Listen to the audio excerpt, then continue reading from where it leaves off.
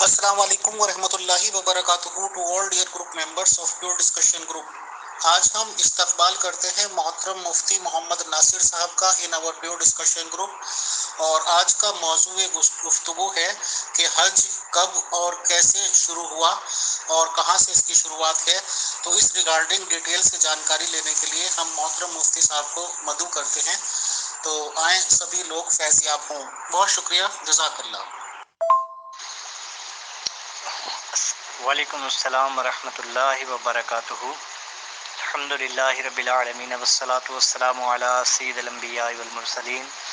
اما بعد فاعوذ باللہ من الشیطان الرجیم، بسم اللہ الرحمن الرحیم۔ مبارکہ۔ اس کے علاوہ اللہ تبارک و تعالیٰ کے محبوب صلی اللہ تعالیٰ علیہ وآلہ وسلم کی حدیث مبارکہ ہے، عن عبداللہ بن عباس رضی اللہ تعالی عنہما قال کان الفضل رسول اللہ صلی اللہ علیہ وآلہ وسلم ردیف رسول اللہ صلی اللہ علیہ وآلہ وسلم فجاءت امرأة من خثعم فجعل الفضل ينظر إليها وتنظر إليه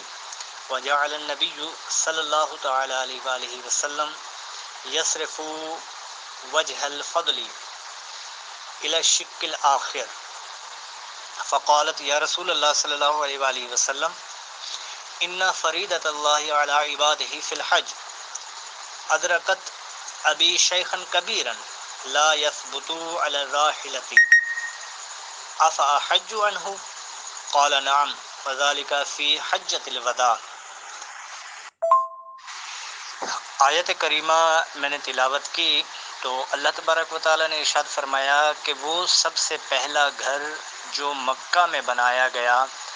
وہ برکت والا گھر ہے۔ اس کے بعد آگے ہے ہدی و ہدی للناس، اور لوگوں کے لیے ہدایت ہے۔ ایک تو یہ بات، اور دوسری میں نے حدیث پاک نقل کی کہ جس میں ایک عورت نبی پاک علیہ حضرت عبداللہ ابن عباس سے روایت ہے کہ فضل نبی پاک علیہ السلام کے ساتھ تھے، اور اس کے علاوہ جب یہ جا رہے تھے تو ایک عورت قبیلہ خثعم سے وہ سامنے آئی اور دیکھا تو نبی پاک علیہ السلام دوسری طرف چہرہ کیے ہوئے تھے،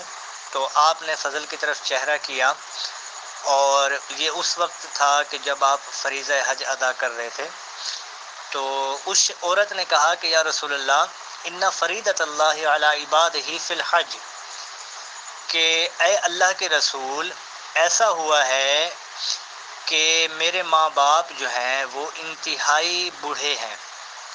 اور سواری پر بیٹھ نہیں سکتے، لا یثبتوا علی الراحلۃ، سواری پر بھی نہیں بیٹھ سکتے، اور اللہ کا جو فرض ہے بندوں پر وہ بھی لازم ہے، تو فریضہ حج بھی اس کنڈیشن میں ان پر لازم ہو گیا کہ وہ بوڑھے بھی ہیں اور اس کنڈیشن میں بھی ہیں، تو سواری پر بھی نہیں بیٹھ سکتے۔ افاحج، کیا میں ان کی طرف سے حج کر سکتی ہوں؟ تو نبی پاک علیہ السلام نے فرمایا بالکل تم حج کر سکتی ہو۔ اب دیکھیں، حج یہ اسلام کا 5واں بنیادی رکن ہے، اور حج جو ہے یہ ایک ایسا رکن ہے اور جس کو مخصوص حالات میں مخصوص وقت کے ساتھ مخصوص کنڈیشن میں مخصوص جگہ پر ادا کیا جاتا ہے، تو یہ سارا اس کا ایک دائرہ کار ہے۔ اب حج کب سے شروع ہوا؟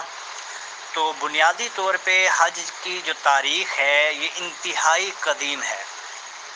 اور اس حد تک قدیم ہے کہ جب فرشتوں نے یہ حضرت امام زین العابدین سے روایت ہے کہ سیدنا امام زین العابدین رضی اللہ تعالیٰ عنہ سے کسی شخص نے پوچھا کہ حج کب شروع ہوا، تو آپ نے فرمایا کہ جب فرشتوں نے، اللہ تبارک و تعالیٰ نے فرشتوں سے مشورہ کیا جو کہ اس کی شان کے لائق تھا، اور اس کی مرضی جس سے چاہے مشورہ فرمائے وہ رب کائنات ہے، تو فرشتوں سے کہا کہ انی جاعل فی الارض خلیفہ، کہ میں زمین میں ایک خلیفہ بنانے لگا ہوں۔ تو فرشتوں نے کہا کہ کیا تو ایسوں کو خلیفہ بنائے گا جو زمین میں خون ریزی وغیرہ کریں گے اور باقی سارے اس طرح کے معاملات جو کہ آپ کے بھی پیش نظر ہیں کہے گئے۔ تو اللہ تبارک و تعالیٰ نے فرمایا کہ جو میں جانتا ہوں وہ تم نہیں جانتے۔ تو اس طرح فرشتے ندامت میں ہوئے، تو ندامت میں ہونے کے بعد انہوں نے اللہ کی بارگاہ میں عرض کیا کہ یا اللہ، کہ ہم تیری عبادت کرتے ہیں۔ تو اللہ تبارک و تعالیٰ نے فرمایا کہ عرش کے نیچے بیت المعمور ایک جگہ ہے، عرش کے بالکل عین نیچے، تو فرمایا کہ اس جگہ جا کے طواف کرو۔ تو انہوں نے وہاں پہ طواف کیا، اور پھر حکم الہی آیا کہ اب تم قیامت تک اور ابدالآباد تک اس کا طواف کرتے رہنا۔ تو صبح اور شام کو ہر روز 70,000 فرشتے اس کا طواف کرتے ہیں۔ تو اس طرح یہ سلسلہ چلتا گیا۔ پھر جب اللہ تبارک و تعالیٰ نے آدم علیہ السلام کو زمین پر بھیجا، جب بنایا آدم کو، تو انہوں نے بھی بیت المعروف کا فرشتوں کے ساتھ طواف کرنے لگے۔ یہ ایک مخصوص طریقہ تھا جو اللہ نے فرشتوں کو الہام فرمایا تھا اپنی عبادت کا۔ خیر، اس کے بعد پھر جب آدم علیہ السلام زمین پر تشریف لائے تو اللہ تبارک و تعالیٰ نے آدم علیہ السلام نے عرض کی، مولا میں وہ عبادت کا لطف نہیں پا رہا جو کہ میں جنت میں بیت المعمور کے گرد طواف کر کے پایا کرتا تھا، تو اب میں وہ نہیں پا رہا۔ تو اللہ تبارک و تعالیٰ نے ارشاد فرمایا کہ اے آدم، بیت المعمور کے عین نیچے زمین پر اسی کی بالکل سیدھ میں ایک میرا گھر بنا۔ پھر آدم علیہ السلام نے وہاں پہ جا کے گھر بنایا اور پھر اس کا طواف کرنے لگے۔ تو اس طرح کر کے آدم علیہ السلام نے پہلا گھر جو زمین پہ بنایا گیا وہ کعبۃ اللہ المشرفہ ہے۔ کعبہ کہتے ہیں ابھری ہوئی جگہ کو، اور یہ جہاں کعبہ ہے یہ اس وقت زمین میں ایک ابھری ہوئی جگہ تھی جو واضح طور پہ نظر آتی تھی۔ تو اس بنا پر یہاں پہ اللہ تبارک و تعالیٰ نے آدم علیہ السلام کو حکم دیا کہ میرا گھر بنا، اور یہی وہ گھر ہے جو کعبہ معظمہ بعد میں کہلایا۔ مزید میں انشاءاللہ اگلی آڈیو میں بتاتا ہوں۔ محترم مفتی صاحب السلام علیکم۔ ہماری جانکاری میں یہ بات ہے کہ حضرت ابراہیم علیہ السلام جو کہ ظاہر سی بات ہے کہ مسلمانوں کے بھی نبی ہیں اور مسلمانوں سے پہلے ہی یہودیوں کے اور مسیحی لوگوں کے نبی ہیں، اور وہ بھی ان کو پوری طرح سے مانتے ہیں۔ تو میری جانکاری میں یہ بات ہے کہ خانہ کعبے کی جو پہلی تعمیر کی تھی وہ ابراہیم صاحب نے بھی کی تھی۔ تو سوال اس میں بنیادی یہ ہے، تو کیا وہ تب بھی طواف کیا کرتے تھے ابراہیم صاحب یا ان کے آنے والے نبی؟ اور کیا جیسے کہ نماز وغیرہ پڑھی جاتی ہے خانہ کعبے کی طرف دیکھ کے،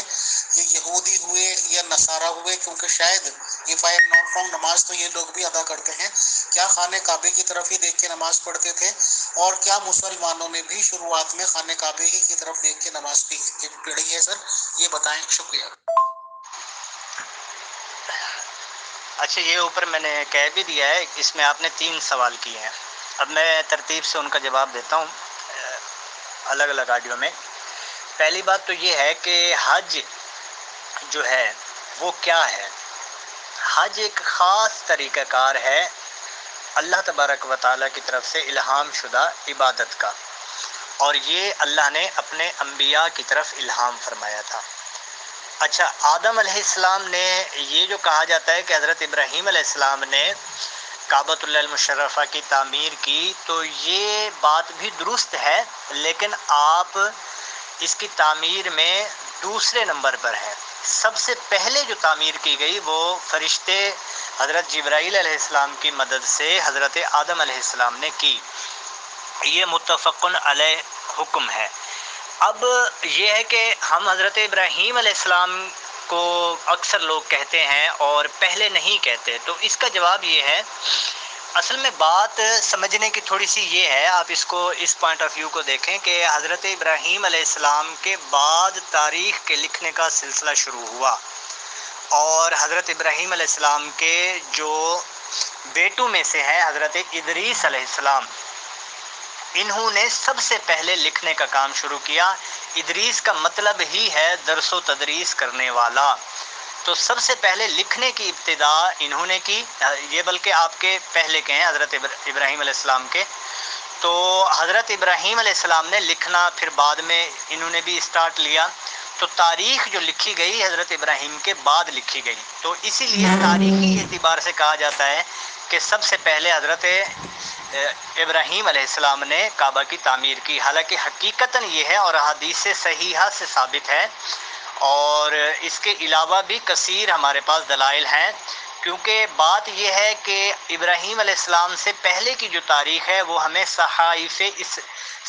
الہیہ سے ملتی ہے، اور وہ جو صحائف الہیہ ہیں یعنی اللہ کی طرف سے جو صحائف اترے ہیں وہ انبیاء کرام علیہم السلام کے ذریعے سے ہم تک پہنچے ہیں، تو تاریخی حوالے سے ہم تک نہیں پہنچے۔ تو انبیاء کرام نے اس کی صراحت کی ہے، نبی پاک علیہ الصلوۃ والسلام نے صراحت فرمائی۔ تو ایک تو یہ جواب ہے۔ دوسری بات یہ ہے کہ حضرت ابراہیم علیہ السلام کے بعد جب تاریخ لکھی گئی تو تاریخ دانوں نے جو پایا اس ٹائم، کیونکہ ان تک جو بات پہنچی تو وہ تاریخی اعتبار سے بات پہنچی، تو ان تک پہنچی کہ حضرت ابراہیم علیہ السلام نے تعمیر کی، تو انہوں نے پہلا ہی انہی کو ذکر کر دیا۔ تو یہ اس میں تطبیق ہے جو کہ اکثر لوگ اشتباہ کا شکار ہوتے ہیں۔ باقی دیکھیں، جب حضرت ابراہیم علیہ السلام اللہ تبارک و تعالیٰ کے حکم سے آپ، کیونکہ کعبۃ اللہ المشرفہ یہ آگے آنے والے دور کے لیے ایک تہذیب اور تمدن اور علم کا گہوارہ بننا تھا، اور اللہ تبارک و تعالیٰ نے اس جگہ پر ایک ایسی ہستی کو مبعوث فرمانا تھا جو کائنات عالم کے لیے راہ ہدایت تھی، اور لقد کان لکم رسول اللہ فی اسوۃ حسنہ کا جن کے ٹائٹل لگا ہوا تھا، اور خاتم النبیین کا جن کی ذات پہ ٹائٹل لگا ہوا تھا، اس ہستی نے یہاں پہنچنا تھا اور آنا تھا، اور اسی ہستی کی تعلیمات کہ انبیاء سابقہ کی جو تعلیمات تھیں وہ دوسرے نبی کے آنے تک محدود تھیں، کہ ایک نبی آتا اپنی تعلیمات کی ترویج و اشاعت کرتا، جب وہ ظاہری دنیا سے چلا جاتا تو دوسرا نبی متصلاً آ جاتا تھا، اس میں کوئی وقفہ نہیں ہوتا تھا، لیکن اس کے بعد انبیاء کا سلسلہ آتا گیا عیسیٰ علیہ السلام تک۔ پھر جب اس کے بعد انبیاء کا سلسلہ منقطع کرنا مقصود تھا تو نبی رحمت علیہ صلاۃ والسلام کو بھیجا گیا، آپ کے بعد چونکہ کسی نبی نے نہیں آنا تھا، تو اسی لیے تمام شریعت اسلامیہ کو متفقہ کر کے آپ تک پہنچایا گیا، اور آپ کے ذریعے سے آنے والے تا ابد قیامت کے دن تک، تا دن قیامت تک ان لوگوں تک وہ تمام احکامات اسلامیہ الہیہ پہنچانے مقصود تھے۔ تو لہٰذا اس بنا پر یہ نبی پاک علیہ الصلوۃ والسلام کی ذات گرامی یہاں پر آنی تھی، تو اس لیے اس کو کعبۃ اللہ المشرفہ کو اس اعتبار سے فضیلت و مقام حاصل ملا، اور حضرت ابراہیم علیہ السلام کا اس میں ایک اعتبار سے بیسک پوائنٹ آپ کا یہ ہے کہ آپ نبی پاک علیہ الصلوۃ والسلام کے بھی جد امجد ہیں، اور حضرت اسحاق و عیسیٰ و ہارون و موسیٰ و جتنے بھی انبیاء کرام علیہ السلام ہیں ان کے بھی جد امجد ہیں، تو اس بنا پر دونوں اعتبار سے حضرت ابراہیم علیہ السلام کو فضیلت حاصل تھی، مقام و مرتبہ حاصل تھا، تو اس بنا پر سیدنا ابراہیم علیہ السلام کو ہم کعبۃ اللہ المشرفہ کی تعمیرات کا بانی بھی کہہ دیتے ہیں۔ بہرحال جہاں تک بات ہے کہ نماز کی کس طرف منہ کر کے نماز پڑھی جاتی تھی، اس میں دو پوائنٹ آپ کو کلیئر کروں۔ پہلا پوائنٹ یہ ہے کہ نماز کا پڑھنا اور منہ کرنا کس طرف ہے، تو یاد رکھیے گا اللہ تبارک و تعالیٰ نے ارشاد فرمایا کہ تم جہاں چاہو منہ کرو اللہ کا، فسم وجہ اللہ، کہ جس طرف دیکھو اللہ کی ربوبیت اور اللہ کی قدرت پاؤ گے۔ تو یہ یاد رکھیے گا کہ پہلے عبادت کا طریقہ آدم علیہ السلام کے دور سے لے کر ابراہیم علیہ السلام کے دور تک نماز پڑھنے کا طریقہ اور منہ کرنے کا، اس میں مختلف روایات ہیں، تو اس میں یہ ہے کہ مختلف طریقہ کار ہوا کرتا تھا، لیکن پھر اس کے بعد جب حضرت ابراہیم علیہ السلام آئے تو اس کے بعد کا سلسلہ کار جو چلا وہ بیت المقدس کی طرف منہ کر کے نماز پڑھا جاتا تھا، نماز پڑھی جاتی تھی۔ تو ان پر بھی نماز کا طریقہ کار الگ تھا، نماز کی فرضیت کا انداز الگ تھا۔ خیر حضرت عیسیٰ علیہ السلام تک یہی سلسلہ کار رہا کہ بیت المقدس کی طرف منہ کر کے ہی نماز پڑھی جاتی تھی، اور نبی پاک اور مسلمان بھی بیت المقدس کی طرف منہ کر کے نماز پڑھتے تھے۔ اور پھر اس میں تو سب سے اہم پوائنٹ جو آگے آ رہا ہے، یہ تو میرے نبی پاک علیہ الصلوۃ والسلام کی تمام انبیاء پر فضیلت ثابت ہے۔ اب دیکھیں، نبی پاک علیہ الصلوۃ والسلام جب بیت المقدس کی طرف نماز پڑھتے تھے تو یہودی و عیسائی کہتے تھے کہ دیکھو بھائی، ہم بھی اس طرف منہ کر کے نماز پڑھتے ہیں، تو تمہارا نبی بھی اسی طرف منہ کر کے نماز پڑھتا ہے، تو لہذا ہمارے نبی افضل ہوئے، مقام و مرتبے میں زیادہ ہوئے ہمارے نبی۔ تو اس طرح کر کے یہودی اور عیسائی تان دیتے تھے کہ دیکھو بھی یہ ہے سلسلہ کار، تو تمہارا نبی اگر افضل ہوتا تو وہ بیت المقدس کی طرف نماز پڑھ کے کیوں نماز پڑھتا، منہ کر کے نماز کیوں پڑھتا؟ تو یہ اعتراض کرتے تھے یہودی، یہ اس کا بیسک پس منظر تھا۔ تو سرکار علیہ الصلوۃ والسلام کو یہ الفاظ قلق گزرے، تھوڑے سے عجیب گزرے، تو اللہ تبارک و تعالی جب نبی پاک علیہ الصلوۃ والسلام عبادت میں مشغول تھے، نماز پڑھ رہے تھے مسجد قبلتین میں، تو وہاں پہ آپ کے دل میں یہ خیال گزرا نماز کے دوران ہی، ابھی آپ نے 1 رکعت 2 رکعت پوری نہیں پڑھی تھی، نماز کے دوران ہی آپ کو خیال گزرا کہ یا اللہ، کہ میری خواہش ہے کہ بیت المقدس کی طرف منہ کر کے نماز نہ پڑھوں، بلکہ کعبۃ اللہ المشرفہ کی طرف منہ کر کے نماز پڑھوں۔ تو اللہ تبارک و تعالی نے اسی وقت قرآن پاک کی آیت کریمہ ہے کہ اے محبوب، کہ ہم تمہارا بار بار آسمان کی طرف نگاہ اٹھا کے دیکھتے ہیں، اور تمہارے دل میں خواہش ہے کہ بیت المقدس کی بجائے بیت اللہ کی طرف منہ کر کے نماز پڑھیں، تو ابھی اسی وقت نماز کے دوران ہی تم اپنا چہرہ انور پھیر دو، اور ہم دیکھتے ہیں کہ کون تمہاری اطاعت کرتا ہے یا کون نہیں۔ تو اس میں تو ایک لطیف نکتہ ہے، بڑا پیارا نکتہ ہے کہ اللہ کے محبوب کی اطاعت کون کرتا ہے، نبی پاک علیہ الصلوۃ والسلام کی اطاعت فرما برداری میں کون آتا ہے۔ اور اسی طرح جو یہودی چھپے بیٹھے تھے، عیسائی چھپے بیٹھے تھے، ایمان ظاہری طور پر لا کر منافق چھپے بیٹھے تھے، جو ظاہری طور پہ ایمان لا کے بیٹھے ہوئے تھے، تو نبی پاک نے نماز کے دوران 2 رکعت کے بعد اپنے چہرہ انور کعبۃ اللہ کی طرف پھیرا، تو اسی کعبۃ اللہ کی طرف چہرہ پھیرنے کے بعد دیکھا گیا کہ جن کے دل میں ایمان تھا، صدیق کے دل میں ایمان تھا، فاروق کے دل میں ایمان تھا، عثمان کے دل میں ایمان تھا، علی کے دل میں ایمان تھا، صحابہ کے دل میں ایمان تھا، تو یہ وہ تھے علیہم الرضوان کہ جن کے دل میں سچا ایمان تھا، تو انہوں نے اسی وقت ہی اپنے چہرے بھی پھیر دیے بیت اللہ کی طرف، کعبۃ اللہ المشرفہ کی طرف۔ تو اس طرح کر کے نبی پاک علیہ الصلوۃ والسلام کی دلی خواہش پر اللہ نے کعبہ تبدیل کر دیا۔ تو یہ ذہن میں رکھیے گا، پہلی بات، اللہ کی عبادت جو ہے وہ اللہ کے حکم سے ہے، جس طرح پہلے اس نے حکم فرمایا کہ بیت المقدس کی طرف منہ کر کے نماز پڑھو، تو مسلمان اور نبی رحمت بھی اسی طرح منہ کر کے نماز پڑھتے تھے۔ پھر میرے نبی پاک کی خواہش کے مطابق اللہ نے بیت اللہ چینج کر دیا اور فرمایا کہ اب کعبہ کی طرف تا قیامت منہ کر کے نماز پڑھو گے، تو اسی طرح انہوں نے نماز پڑھنا شروع کر دی۔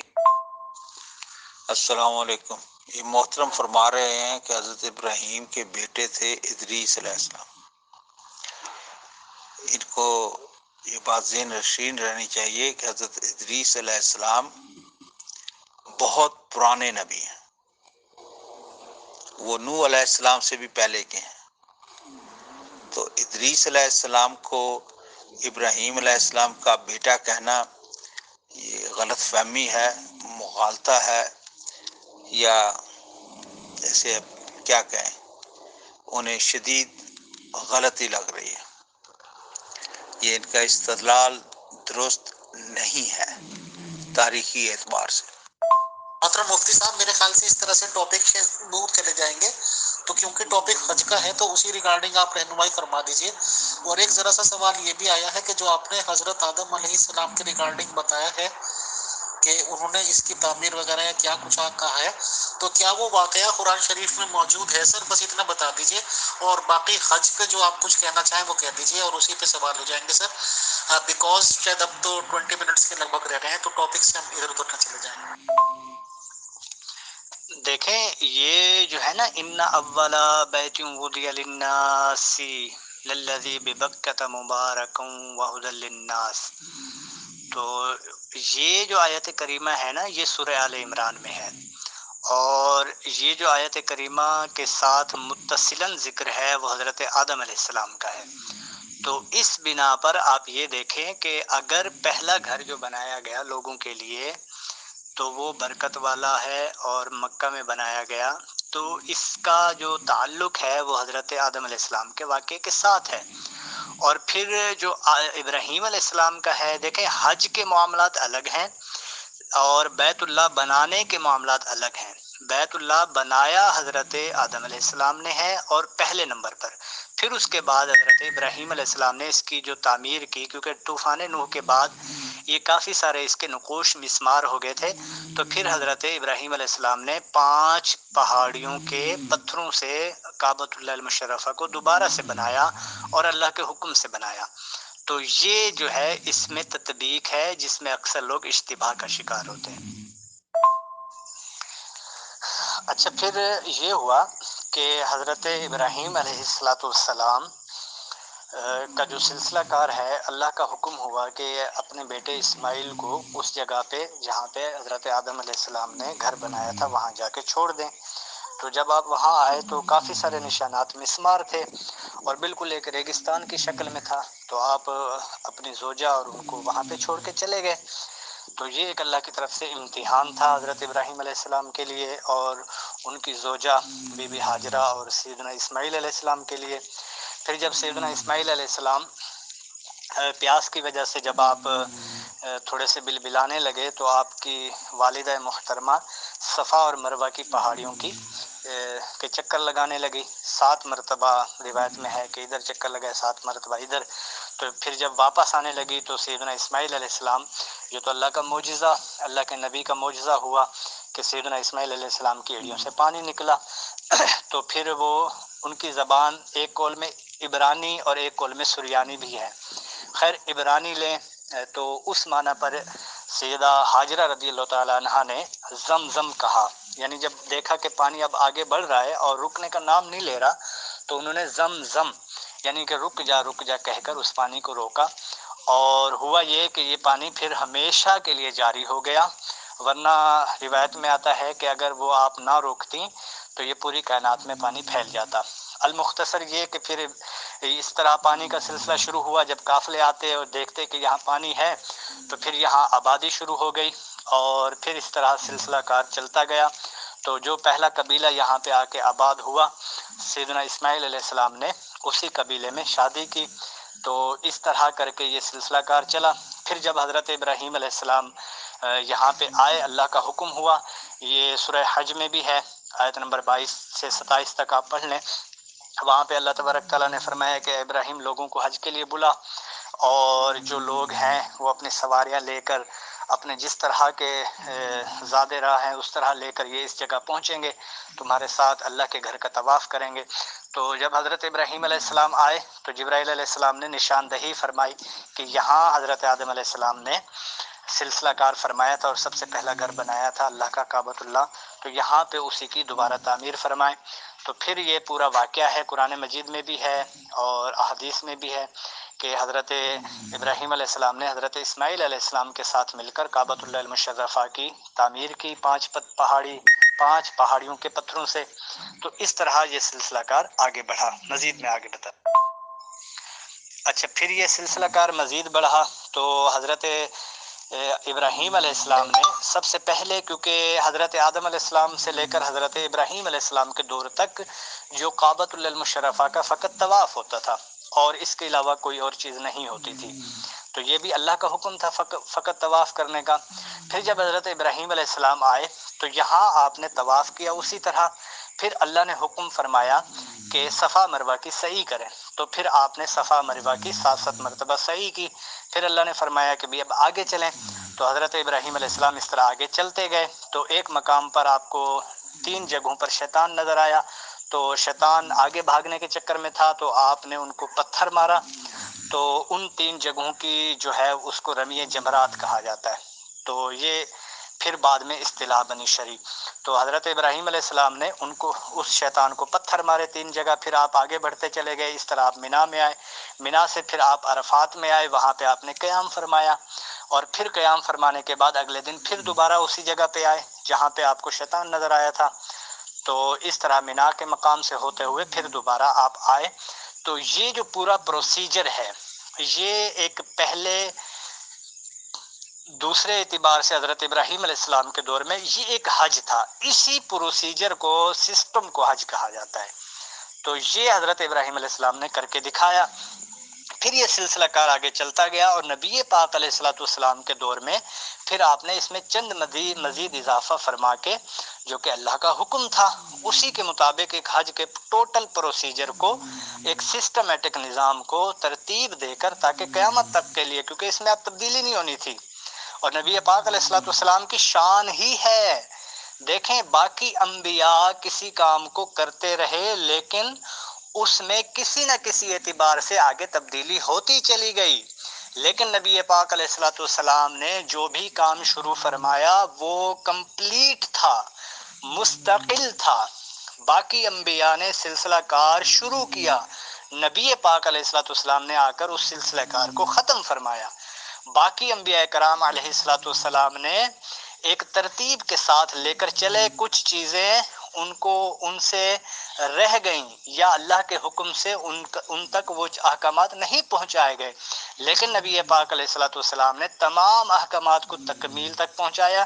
الیوم اکملت لکم دینکم کی ایک اچھی اور بہترین تصویر آپ نے تمام کائنات عالم کے لیے پیش فرمائی، اس لیے فرمایا گیا لقد کان لکم رسول اللہ اسوۃ حسنہ۔ تو نبی پاک علیہ الصلوۃ والسلام نے اس پورے پروسیجر کو ایک سسٹمیٹک نظام کے طور پہ متعارف کروایا، اور ایک امت میں حج کا ایک پورا ایک فریضہ سسٹمیٹک طور پر لوگوں کو دے دیا۔ تو یہ تھا ایک حج کا ایک نظام، ترتیب۔ باقی حضرت ابراہیم علیہ السلام کو کن بنا پر حج میں ایک الگ سے بنیادی اور کلیدی مقام حاصل ہے، تو اس کی بہت ساری وجوہات ہیں۔ سب سے پہلے یہ کہ حج کا جو آج کل مروجہ طریقہ ہے اس میں سے 70% کہہ سکتے ہیں کہ طریقہ کار جو متعارف کروایا وہ حضرت ابراہیم علیہ السلام نے، ایک بات۔ اور دوسری بات یہ ہے کہ تاریخی اعتبار سے جو پہلی تاریخیں تھیں حضرت ابراہیم سے پہلے وہ لکھی نہیں جاتی تھیں، وہ فقط ہمیں صحائف الہیہ سے ثابت ہوئی ہیں، اور اس کے بعد ابراہیم علیہ السلام کے بعد باقاعدہ ایک تاریخیں لکھی گئیں۔ تو اس بنا پر جو ایک تاریخی بنا پر بھی جو ہم تک صحیح اور سند کے ساتھ باتیں پہنچی وہ اسی ترتیب سے پہنچی۔ تیسری بات، حضرت ابراہیم علیہ السلام یہودیوں اور عیسائیوں کے نزدیک بھی معتبر ہیں اور تمام مسلمانوں کے نزدیک بھی معتبر ہیں۔ چوتھی بات کہ حضرت ابراہیم علیہ السلام بنی اسرائیل میں سے جتنے بھی انبیاء گزرے تمام کے جد اعلیٰ ہیں، اور حضرت اسماعیل علیہ السلام کی اولاد میں خاص کر پھر نبی پاک علیہ الصلوۃ والسلام ان کے بھی جد اعلیٰ ہیں۔ پانچویں بات کہ حضرت ابراہیم علیہ السلام جو ہیں یہ وہ ہستی ہیں کہ جو نبی پاک علیہ الصلوۃ والسلام کے بھی جد اعلیٰ اور بنی اسرائیل کے تمام انبیاء کے بھی جد اعلیٰ کے ساتھ ساتھ آپ کی اولاد سے کثیر انبیاء کرام بھی آئے، کثیر، بعض روایت میں 40,000 انبیاء کرام کا کہا گیا کہ آپ کی اولاد میں سے ہیں۔ تو اس طرح بھی آپ کو ایک کلیدی اور بنیادی مقام حاصل ہے۔ اس کے علاوہ حضرت ابراہیم علیہ السلام کے اسی طریقہ کار کو اللہ تبارک و تعالیٰ نے اسلام میں رکھا، جو چیزیں حضرت ابراہیم علیہ السلام کو تعلیم فرمائی گئیں تو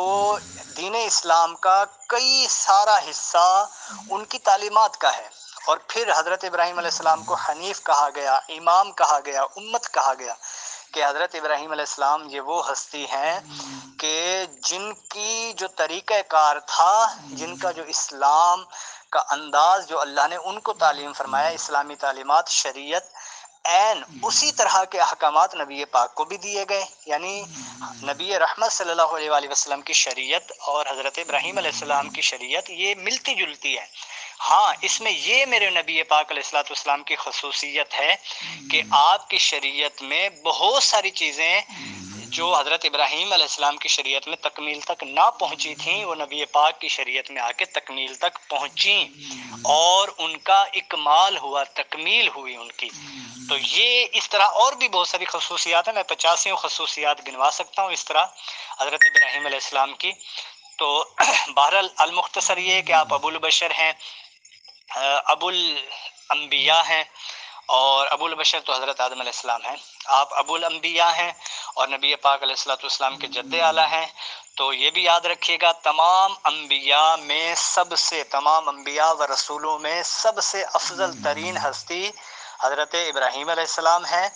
اور ان سے بھی سب سے افضل ترین ہستی تمام انبیاء اور رسولوں میں سب سے افضل ہستی حضرت ابراہیم علیہ السلام ہے۔ یہ متفقن علیہ ہے۔ تمام کائنات میں سب سے بلند ترین ہستی رسولوں، انبیاء، فرشتے، مخلوق خدا سب سے بڑھ کر جو ہستی ہیں وہ نبی پاک ہیں۔ ان کے بعد جن کا مقام ہے وہ حضرت ابراہیم علیہ السلام ہے۔ تو یہ بھی ذہن میں رکھیے گا، تمام کائنات میں مخلوق خدا میں اللہ کے بعد بعض خدا بزرگ تو ہی قصہ مختصر، اللہ کے بعد سب سے افضل ترین ہستی نبی پاک ہیں، اور ان کے بعد جو افضل ترین ہستی ہیں وہ حضرت ابراہیم علیہ السلام ہیں۔ محترم مفتی صاحب بہت شکریہ، جزاک اللہ۔ حج کی ریگارڈنگ جتنی جانکاری ضروری تھی وہ محترم آپ نے دے بھی دی ہے کافی ڈیٹیل سے۔ بس اس میں ایک سوال رہ جاتا ہے اور یہ لاسٹ کوشچن ہے فار ٹوڈے، کہ میری جانکاری میں یہ بات ہے کہ جس دن بھی حج ہوتا ہے مکہ مدینہ میں یا جیسے بھی کہنا چاہیے، اس کے نیکسٹ ڈے اگر میں غلط نہیں ہوں اس کے اگلے دن باقاعدہ قربانی دی جاتی ہے،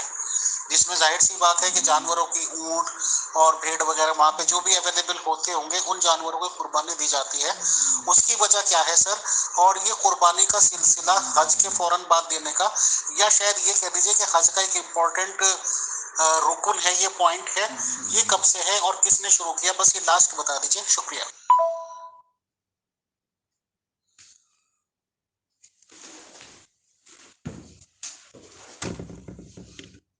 یہ قربانی کا جو سلسلہ کار ہے وہ واقعہ اسماعیل علیہ السلام کے ساتھ متصل ہے،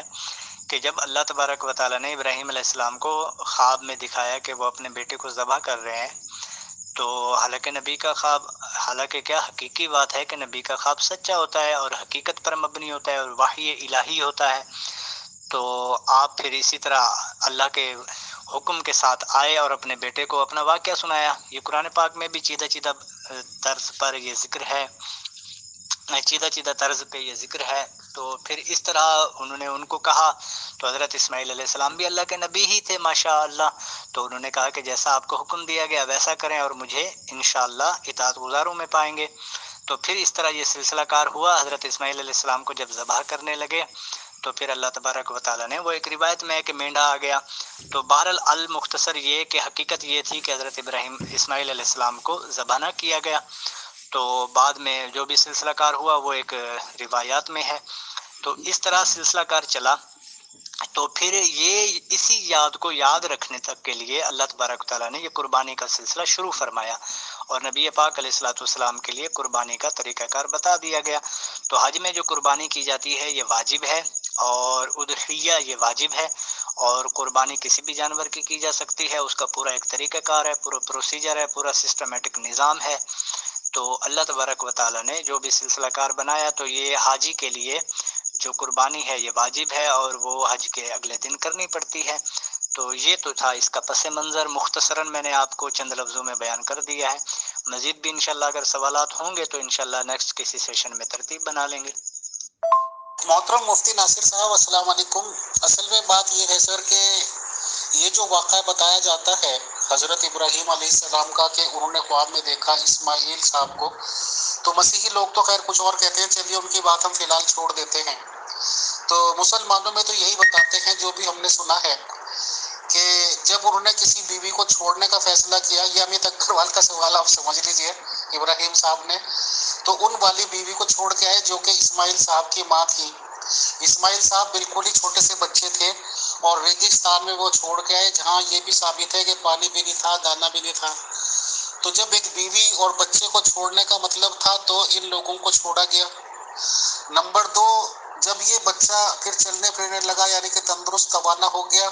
تو خواب بھی ابراہیم صاحب نے انہی کے ریگارڈنگ دیکھا کہ بھائی ان کی ہتیا کر دو، یعنی کہ ہتیا کہتے ہیں قتل کو، یا مرڈر کر دو معذرت کے ساتھ، کیونکہ ظاہر سی بات ہے کہ میں غیر مسلم کا سوال کر رہا ہوں فی الحال۔ تو وہ بھی انہی کے نمبر میں آئی اور ان کے گلے پہ چھری پھیرنے کی کوشش کی گئی۔ وہ پتہ نہیں کیا واقعات ہوں گے کہ کہہ دیا گیا کہ جی وہاں تو بھیڑیا آ گیا تھا، وہ سوری بھیڑ آ گئی تھی اور بھیڑ ذبح ہو گئی۔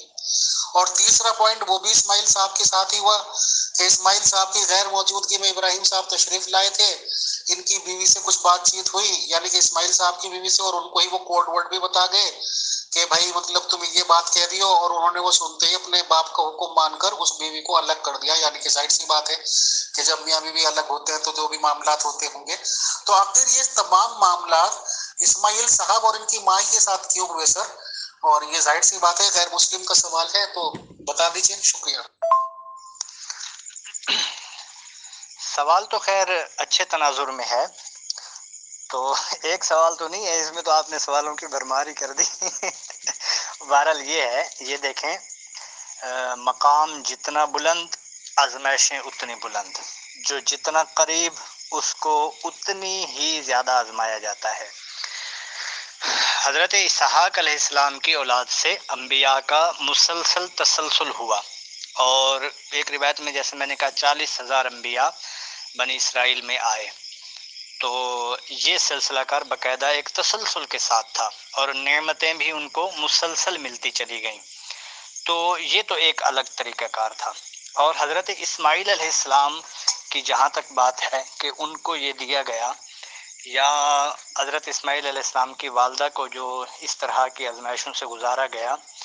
تو یہ ان کے مقام و مرتبے کی بلندی کی علامت ہے، نہ کہ کسی قسم کے اعتراض کی. جس کا جتنا زیادہ مقام ہوتا جاتا ہے اتنی زیادہ اس کی آزمائشیں بڑھتی جاتی ہیں. اور پھر دیکھیں حضرت اسماعیل علیہ السلام یہ وہ ہستی ہیں کہ جنہوں نے نبی پاک علیہ الصلوۃ والسلام کے جد امجد بننا تھا. اور نبی پاک علیہ الصلوۃ والسلام نے ارشاد فرمایا ما من اوذی نبی اوذیتو، کہ کسی نبی کو اتنی تکلیفیں اور پریشانیاں نہیں دی گئیں جتنی مجھے دی گئیں، کیونکہ آپ کا مقام و مرتبہ سب سے بلند و بالا تھا. تو اسی بنا پر آپ کی اولاد میں یا آپ کے جد اعلیٰ میں تکلیفیں بھی اسی اعتبار سے، آزمائشیں بھی اسی اعتبار سے چلی آئیں. ایک تو یہ بات. دوسری بات یہ ہے کہ حضرت ابراہیم علیہ السلام اکیلے گئے اور اپنی بیوی کو سمجھایا، تو ایسا کوئی واقعہ نہیں ہے، یہ سارا ایک من گھڑت قصہ ہے. اللہ کے نبی کا تعلق ڈائریکٹ اللہ کے ساتھ ہوتا ہے. تو حضرت اسماعیل علیہ السلام کو بھی قلب میں وحی الہی ہوئی تھی، اسی وجہ سے انہوں نے کہا کہ مجھے آپ اطاعت گزار پائیں گے. اور یہ قرآن پاک کے آیات کا مفہوم ہے، واضح طور پہ مفہوم ہے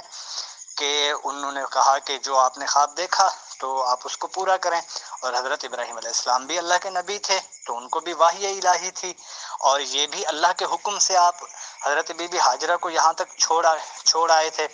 تو یہ کوئی اس طرح کا معاملہ نہیں تھا کہ آپسی کوئی جھگڑا ہو یا کہ اس طرح کی بیویوں میں معاملات ہوں، کوئی ایسا کچھ بھی نہیں تھا. باقی حضرت اسماعیل علیہ السلام کو ہی کیوں چنا گیا اس کے لیے، تو اس کے تو کافی سارے ویسے سوالات اس سوال کے جواب ہیں. تو مین آپ یہ دیکھیں جو میں نے پہلے بتایا، جتنا بڑا منصب اتنی بڑی تکلیفیں اور آزمائشیں. پھر حضرت اسماعیل علیہ السلام کو چننے کی بنیادی ریزن ایک یہ بھی بتائی جاتی ہے کہ نبی پاک علیہ الصلوۃ والسلام کی کسی اولاد میں آ کر پھر انہوں نے اس ذبح عظیم کو کمپلیٹ کرنا تھا. حضرت اسماعیل علیہ السلام کے ذبح عظیم کو انہوں نے آپ علیہ الصلوۃ والسلام کی اولاد میں سے کسی نے آ کے کمپلیٹ کرنا تھا. اور ایک روایت میں ہے کہ حضرت امام حسین نے آ کے اس کو کمپلیٹ کیا. تو یہ تو خیر ایک پس منظر میں نے آپ کو بتایا. حضرت اسماعیل علیہ السلام آپ کو بہت زیادہ پیارے تھے، حضرت ابراہیم علیہ السلام کو، اور بہت زیادہ لاڈلے بھی تھے. اور سب سے بڑھ کر یہ کہ آپ کو اللہ کے حکم سے جب یہاں مکہ میں چھوڑ کر گئے، آپ شام میں واپس چلے گئے، تو یہ اس طرح سفر کی صعوبتیں، تکلیفیں وغیرہ بھی یہیں برداشت کر رہے تھے حضرت بی بی ہاجرہ اور آپ کے بیٹے شہزادے حضرت اسماعیل علیہ السلام. تو یہ بھی ایک آزمائش کا حصہ تھا، یہ بھی اللہ تبارک تعالیٰ کی طرف سے حکم الہی تھا. تو اس بنا پر آپ کو پیارے سب سے زیادہ یہ تھے. تو اللہ تبارک و تعالیٰ، اور یہ بھی اصول ہے، آپ یہ دیکھیں جب کسی کو آزمایا جاتا ہے تو ان کے پیاروں کے ذریعے آزمایا جاتا ہے. تو اللہ نے حضرت ابراہیم علیہ السلام کو ان کے سب سے پیارے بیٹے حضرت اسماعیل علیہ السلام کے ذریعے سے آزمایا. تو یہ تو ایک خیر مختصر پس منظر بتایا ہے، اس کے اور بھی جوابات ہیں، انشاءاللہ کبھی ڈیٹیل وقت میں ملا تو انشاءاللہ تفصیلاً انشاءاللہ عرض کروں گا. السلام علیکم ورحمۃ اللہ وبرکاتہ to all dear group members of pure discussion group. آج محترم مفتی محمد ناصر صاحب کو انوائٹ کیا گیا اور ٹاپک تھا کہ حج کیوں منایا جاتا ہے. اس ریگارڈنگ مفتی صاحب نے کافی ڈیٹیل سے جانکاری دی، اور ظاہر سی بات ہے کہ جب یہ پوچھا گیا یا غیر مسلم کا سوال تھا کہ حضرت ابراہیم علیہ السلام نے ایک ہی بیوی ایک ہی بچے کے ساتھ یہ سب کچھ کیوں کیا؟ تو مفتی محمد ناصر صاحب کیونکہ ماشاءاللہ اسلام کے مفتی ہیں تو اسلام سے ہی جواب دیں گے کہ ان کے بلند مرتبہ ہو جاتے ہیں، یہ ہو جاتے ہیں، وہ ہو جاتے ہیں۔ عام طور سے عام زندگی میں غیر مسلم یہی کہیں گے کہ ایک بالکل چھوٹے سے بچے کو اور اس کی ماں کو الگ چھوڑ دینا، بے یار و مددگار چھوڑ دینا، ظاہر سی بات ہے کہ اسی لیے چھوڑا گیا ہوگا کہ بھئی 2 بیوی یا 3 بیوی تھی کہ خدا نخواستہ ایک بیوی ختم ہی ہو جائے، بنا دانا پانی کے چکر میں بچہ بھی کہاں رہ پائے گا۔ اور ظاہر سی بات ہے کہ بھئی اب اگر وہ بچہ سروائیو کر گیا، وہ بڑا ہو گیا، تو اس کا وہ سیکنڈ والا آپشن آ گیا کہ بھئی اس کو خواب میں دیکھ لیا قتل کرنا ہے۔ تیسرا، جب اس بچے کا گھر بس گیا، یعنی کہ اس کی گھرستی آباد ہو گئی، بیوی اس کے پاس آ گئی، تو اسے بھی طلاق دلوا دی گئی۔ تو یہ غیر مسلموں کو سوال ہے، بٹ مسلمانوں کا یہ کہنا ہے کہ اس سے مرتبے بلند ہوتے ہیں، تو ظاہر سی بات ہے کہ ان کو اپنے عقیدے مبارک، اور ظاہر سی بات ہے کہ کم سے کم غیر مسلم تو عمل کرتے ہیں قرآن شریف کی تعلیمات پہ، کہ دوسرے کے ریلیجن کو کچھ کہتے نہیں ہیں، سوال ضرور کر لیتے ہیں۔ مفتی صاحب کا بہت شکریہ، بہت جزاک اللہ، اور انشاءاللہ ہم ان سے سیشن جاری رکھیں گے۔ اور یہ بہت خوشی کی بات ہے کہ history of pure discussion group میں محترم مفتی محمد ناصر صاحب پہلے اور اکلوتے، اور شاید ایک ہسٹری بنائیں گے کہ یہی مفتی صاحب آئے ہیں جو باتوں کو پیار سے سن بھی لیتے ہیں اور جواب بھی دے دیتے ہیں، تو ان کا بہت شکریہ، جزاک اللہ۔ السلام علیکم ورحمۃ اللہ۔ یہ میں نے ایک ویڈیو لگائی ہے جس میں آج کل بقرعید چل رہی ہے، تو ایک شخص نے بکرا پالا ہے، قربانی کا بیچنے کے لیے وہ لایا ہے، اور بکرا کس قدر بچے کی طرح اس سے لپٹا جا رہا ہے۔ تو ظاہر سی بات ہے جب ایک بکرے سے اتنا پیار ہو سکتا ہے تو اپنی جو سگی اولاد ہوتی ہے، یعنی کہ اپنے ہی سے پیدا ہوتی ہے، اس کی کتنا پیار ہوتا ہوگا، اور کس دل سے، کس جگرے سے لوگ باغ چھری لے کے چلے گئے ہوں گے، اس بچے کو صحرا میں چھوڑ دیا ہوگا، اور اس کے بعد اس کے گلے پہ چھری پھیرنے کی کوشش کی ہوگی، اور اس کے بعد اس کا گھر اجڑوا دیا ہوگا۔ بہرحال خدا خیر کرے۔ نمسکار، جے شری رام۔